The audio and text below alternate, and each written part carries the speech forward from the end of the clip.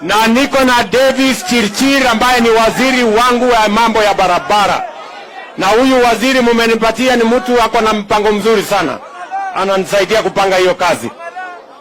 Kwa hivyo mimi nataka niseme watu wako Noin, mimi niko na swali mbili tu nataka niwaulize. Sawa sawa? Mimi nimeamua ya kwamba lazima tuunganishe Kenya iwe moja. Mimi nataka nijue kutoka Bomet, munasema niendelee kuunganisha Kenya ama munataka tutengane? Tuunganishe Kenya iwe moja. Hebu niole wale wanasema tuunganishe Kenya iwe moja.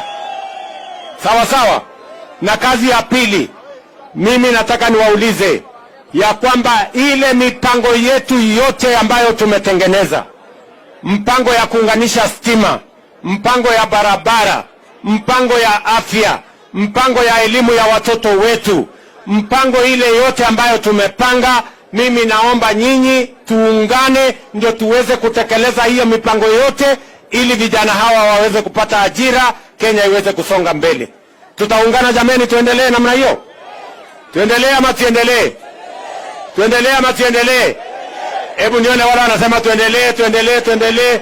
Kongoi missing.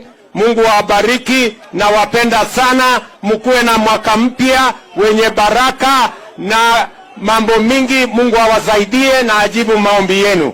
Kongoi missing. Mungu awabariki sana. Sere. Mbele pole anatoka mbio.